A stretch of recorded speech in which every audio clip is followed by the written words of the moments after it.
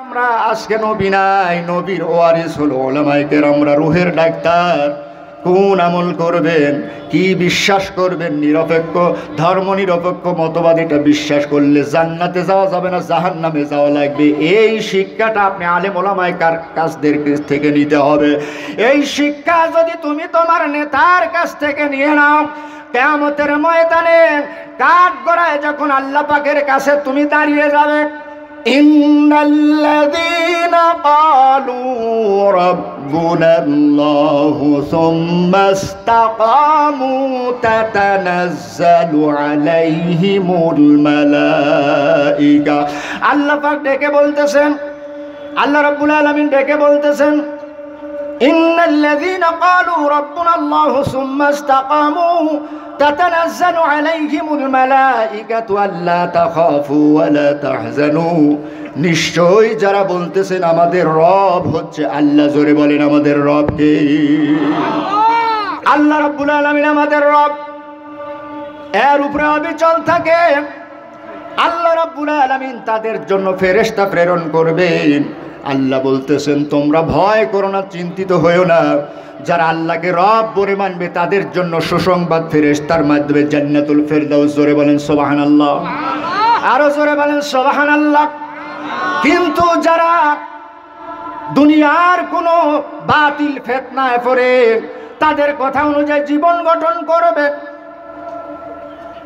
এদের সম্পর্কে আল্লাহ পাক কালামুল্লাহ শরীফের মধ্যে স্পষ্ট বলে দিয়েছেন, জিন্নি ওয়াল ইনসি নাজআলহুমা তাহতা আকদামিনা লিয়াকুনা মিনাল আসফালিন।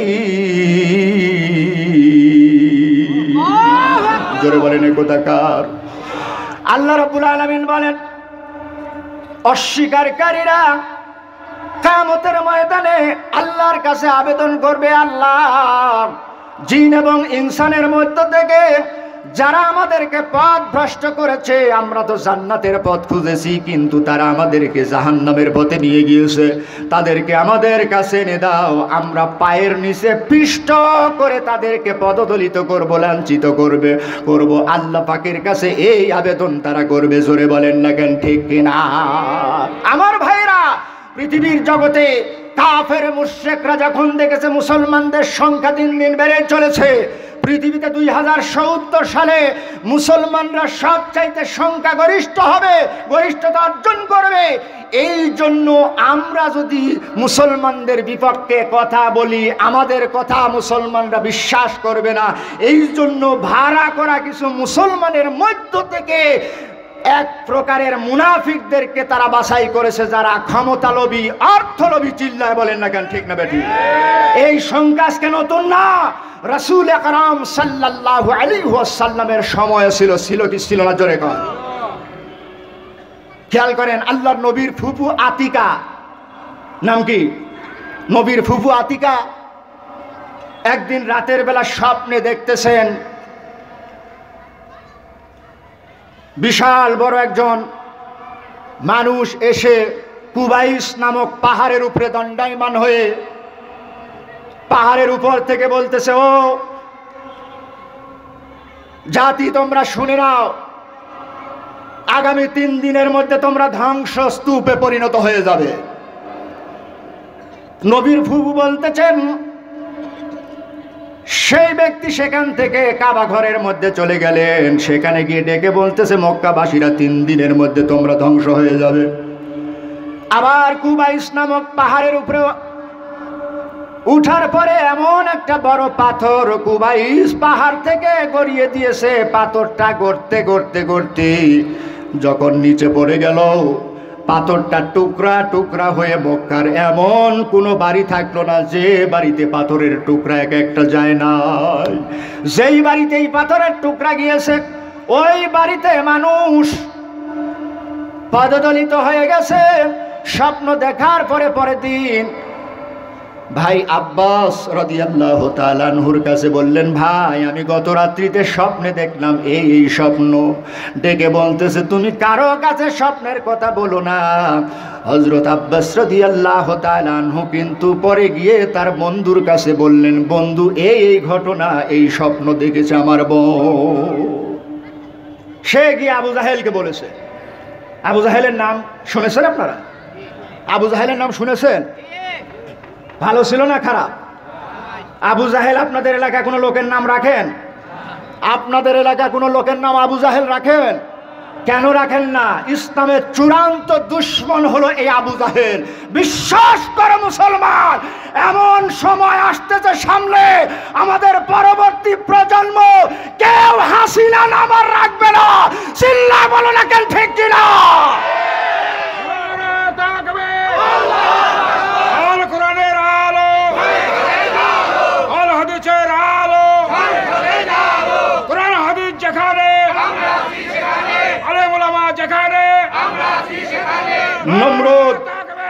নমরুদ, থামেন।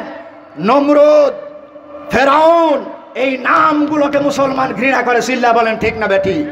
কেননা তারা ছিল ইসলামের চূড়ান্ত দুশমন। যারাই দুনিয়াতে ইসলামের দুশমনি করেছে, মুসলমানরা তাদেরকে ঘৃণার চোখে দেখেছে। ধরে এখন ঠিক না বেটি? আজ বাংলাদেশের সংখ্যাগরিষ্ঠ মুসলমান, আমরা ছোটবেলা দেখেছি একজন মানুষের বাড়িতে গরু দহন করলে পারে, গাভী দহন করলে পারে, তার দুধ নিয়ে হুজুরকে খাওয়ায়। মুরগি জবাই করতে হুজুরের প্রয়োজন হয়। যারা মদখোর, গাঁজাখোর, ইয়াবাখোর, হত্যাকারী, তাদেরকে জেলখানায় নেওয়া হয়। আজ আমরা 2024 সাল পর্যন্ত দেখেছি, এই 17 বছর দেখলাম যারা ভালো মানুষ নাই পথে আছে, জুলুম নির্যাতনের শিকার হয়ে জেলখানায় বন্দী হয়েছে। জোরে বলেন না কেন, ঠিক না বেঠে? কেন ওলামায়ে কেরামদেরকে জেলখানায় নেওয়া হলো?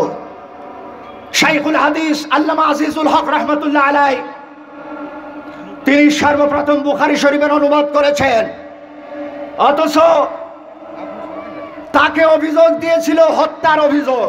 এটা মুরগি জবাই করতে পারে না এত বয়স্ক মানুষ, আরে দিয়েছে মানুষ হত্যার অভিযোগ। নাউজুবিল্লাহ বললেন না?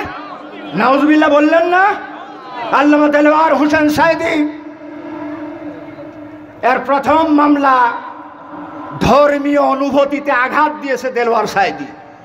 শয়তানও বলে যে কয় কি রে। দীর্ঘদিন জেলখানা অত্যাচার নির্যাতন করে শেষ পর্যন্ত হাসপাতালে নিয়ে বিষ প্রয়োগ করে তাকে হত্যা করা হয়েছে। বাংলাদেশের তাওহীদি জনতা এটা দেখেছে। মামুনুল হক রিসোর্টে তার আপন স্ত্রীকে নিয়ে যাওয়ার পরে তাকে ধর্ষণকারী সাব্যস্ত করার অপচেষ্টা চালিয়েছে। যারা গান ঠিক না বেঠি? অথচ জাহাঙ্গীরনগর বিশ্ববিদ্যালয় তাদের যুবকরা সেই ধর্ষণের সেঞ্চুরি করার পরে আনন্দ উল্লাস করেছে, তাদের বিচার করে নাই। অথচ আলেম ওলামা কেরামদেরকে ধর্ষণের অভিযোগ দিয়েছে। এটা নতুন আজকে না, চরমনায় পীর সাহেবকে মেরে তাকে মুখে রক্তাক্ত করে দিয়েছে। জোরে কন্যা কেন, ঠিক না বেঠি? আলেম ওলামাদের সাথে এত শত্রুতা তুমি মুসলমান হয়ে কেন? তুমি কোন স্তরের মুসলমান আমাদের আর চিনতে বাকি নাই। জোরে কন ঠিক না বেঠি? হত্যার কি বলে ধর্ষণের অভিযোগ এটা নতুন না, নবীদেরকেও ধর্ষণের অভিযোগ দেওয়া হয়েছিল। মূসা আলাইহিস সালাম দ্বীনের দাওয়াত দিতেছে, কারুন এসে বলতেছে, কারুন তো ছিল গরিব মানুষ, পরবর্তীতে ধনাঢ্য হয়েছে, অহংকার বেড়ে গেল। কারুন বলতেছে আমার অর্থের অভাব নাই, এই অর্থ খরচ করে মূসা আলাইহিস সালামকে অপমানিত লাঞ্ছিত করব। একজন ভালো মানুষকে ধর্ষণের অভিযোগ দিলে আর চুরির অভিযোগ দিলে পরে সবচাইতে বেইজ্জতি করা সম্ভব। মূসা আলাইহিস সালাম তার অনুসারীদের সামনে যখন দ্বীনের দাওয়াত দিতেছিলেন, একজন মহিলাকে ঠিক করলেন, তোমাকে যত অর্থ প্রয়োজন দিব, তুমি শুধু ট্রেজের কাছে গিয়ে বলবে আমার পেটে যে সন্তান আছে এই সন্তানটা মূসা নবীর সন্তান। জোরে কন নাউযুবিল্লাহ। আল্লাহর নবী মূসা আলাইহিস সালাম জনসম্মুখে বক্তৃতা করতেছেন। অহংকারী কারুন অর্থের বিনিময়ে লোক ঠিক করেছে কারুনের ওই মহিলা এসে মুসা আলাইহিস সালামের সামনে দাঁড়িয়েছেন। মুকাল্লিবুল কুলুব আমার আল্লাহ রাব্বুল আলামিন ওই মহিলার জবানটা পাল্টিয়ে দিয়েছেন। মহিলা দাঁড়িয়ে বলতেছেন, কারুন শিখিয়ে দিয়েছে আমার পেটে নাকি মুসা নবীর সন্তান আছে, এটা বলতে কারুন বলে দিয়েছে। আল্লাহ রাব্বুল আলামিন তার মুখের কথাটা পরিবর্তন করে দিলেন। যেমন ভাবে পরিবর্তন করে দিয়েছে, একজন দোয়া করতেছেন, আল্লাহ যারা তাকে হত্যা করেছে তাদেরকে জান্নাতের উচ্চ মাকাম দান করো। বলছিল না জাহান্নামের, হ্যাঁ জাহান্নামের উচ্চ মাকাম দিয়ে দাও, ভুল করে বলে ফেলছে। কারণ শিখিয়ে দিয়েছে আমাকে মুসা নবীর সন্তান আমার পেটে আছে। মুসা আলাইহিস সালাম যখন শুনলেন কারুন আমার চাচাতো ভাই, ইন্না কারুন কানা মিন কওমি মুসা ফাবাগা আলাইহিম ওয়া আতাইনাহু মিনাল কুনুজি মাফাতিহাহু লাতানু বিল উসবাতি উলিল কুওয়া। জোরে বলেন কথাটা কার? আমার আল্লাহ রাব্বুল আলামিন বলেন, কারুন মুসা আলাইহিস সালামের সম্প্রদায়ের লোক ছিল, তার চাচাতো ভাই। সে অনেক দাম্ভিকতা প্রকাশ করলো। আল্লাহ রাব্বুল আলামিন তাকে এত অধিক পরিমাণ সম্পদ দান করেছিলেন, যার চাবিগুলো বহন করার জন্য কয়েকজন মানুষের জন্য গুরুতর ভারী বোঝা হয়ে যেত। এত পরিমাণ তার ধনভাণ্ডারের চাবি ছিল। এই সম্পদের অহংকারে দুনিয়ার জগতে মুসা আলাইহিস সালামকে অপমান অপদস্থ করার জন্য বলল মুসা নবীর সন্তান মহিলার গর্ভে, কিন্তু মহিলা উল্টোটা বলে দিয়েছে। মুসা আলাইহিস সালাম আর সহ্য করতে পারলেন না। মুসা আলাইহিস সালাম এবার লক্ষ্য করলেন কারুন আমার ব্যাপারে এই অপপ্রচার চালিয়েছে, আমি ধর্ষণকারী। এবার আল্লাহ রাব্বুল আলামিনের কাছ থেকে পারমিশন নিয়ে মুসা আলাইহিস সালাম কারুনের দিকে ইশারা করে বললেন, খুজু ও জমিন, কারুনকে ধরো। কারুনের পা পর্যন্ত গেড়ে গেল। কারুন বলে, ভাই মুসা আমি আর তোমাকে অপবাদ দিব না, মাফ করে দাও। মুসা আলাইহিস সালাম সইতে পারলেন না, অত্যন্ত জালালি মেজাজের নবী ছিলেন। মুসা আলাইহিস সালাম বলেন, খুজু ধরো। আবার তার হাঁটু পর্যন্ত জমিনের মধ্যে গেড়ে গেল। আবার মুসা আলাইহিস সালামকে বলে, মাফ করে দাও। মুসা আলাইহিস সালাম আবার বললেন, খুজু। তার কোমর পর্যন্ত, তার গলা পর্যন্ত জমিনের মধ্যে গেড়ে গেল। শেষ পর্যন্ত ওই কারুন জমিনের নিচে তার সম্পদ নিয়ে ধসে গেল। আল্লাহ রাব্বুল আলামিন ডেকে বলে, মুসা গো,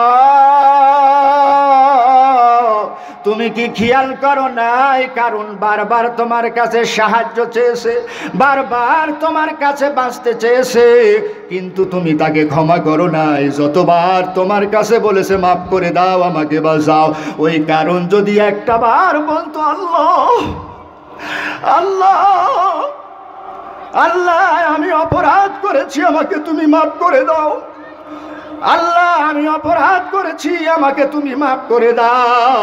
কারণ একটা বার যদি আমি আল্লাহ পাকের কাছে বলতো, আমি আল্লাহ রব্বুল আলামিন কারুনকে মাফ করে দিতাম। জোরে বলেন না কেন, ঠিক কিনা? সুতরাং এই মিথ্যা অপবাদ আজকে নতুন না, এই অভিযোগ মিথ্যা বানোয়াট অভিযোগ পূর্ব থেকেই চলে আসতেছে। জোরে চিল্লায় বলেন না কেন, ঠিক না বেঠি? আমার ভাইরা, সে কথাই বলতেছিলাম, সত্যের পথে যারা আছে তাদের সাথে আল্লাহ পাক রয়েছে। আবু জাহেল বলে উঠতেছে, হযরত আব্বাস রাদিয়াল্লাহু তাআলা আনহু যখন পরের দিন কাবা ঘরে দিয়েছে, তিরস্কার করে বলতেছে, আব্বাস এতদিন শুনে আসলাম কুরাইশ বংশে পুরুষের উপরে ওহী আসতেছে, এখন নাকি তোমাদের মহিলারাও নবী হচ্ছে। নাউজুবিল্লাহ বললেন না?